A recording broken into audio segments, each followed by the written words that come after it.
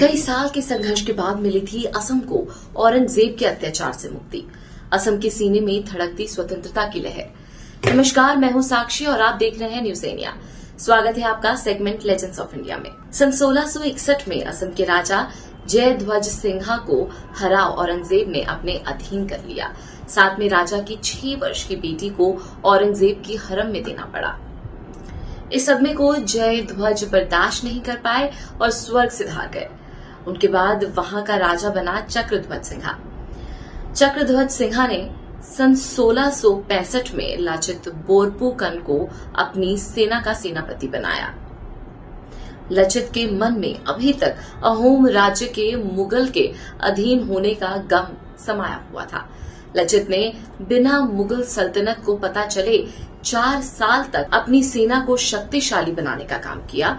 और कहते हैं ना कि नेक काम में भगवान भी आपकी मदद के लिए तैयार रहता है। सन 1667 में मुगल सल्तनत ने अपना असम का फौजदार बदला। नया फौजदार फिरोज खान अपनी अय्याशी के लिए जाना जाता था। उसने चक्रध्वज सिंहा को आदेश दिया कि अपने राज्य की लड़कियों को उसके पास भेजे। इससे लचित और अहोम राज्य के लोगों के गुस्से में आग में घी का काम कर दिया और लचित की तैयार की हुई सेना ने बाघ हजारिका की अगुवाई में अपने गुरिल्ला युद्ध नीति से मुगलों पर आक्रमण करके गुवाहाटी का किला जीत लिया। जब औरंगजेब को पता चला तो उसने अपने 70,000 सैनिकों की फौज को लड़ने भेजा। इस युद्ध में कड़ी टक्कर मिलने पर भी लचित ने अपना किला बचाए रखा। इसके बाद लचित पूर्ण तरह से बीमार पड़ गए और सन 1671 में मुगल सेना ने फिर से आक्रमण कर दिया। इस बार युद्ध ब्रह्मपुत्र नदी में लड़ा गया, जहां अहोम सेना कमजोर पड़ गई और लचित को जब ये पता चला तो वो बीमार हालत में भी युद्ध करने आ गए, जिसके चलते अहोम सेना युद्ध जीत गई।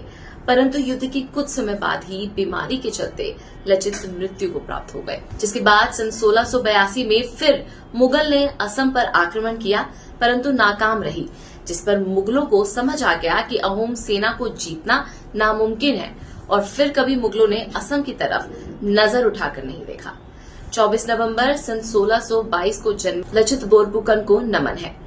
ऐसे ही और शौर्य गाथाएं सुनने के लिए सब्सक्राइब करें न्यूज इंडिया और कमेंट में बताएं कि आप किन महान व्यक्ति के बारे में जानना चाहते हैं।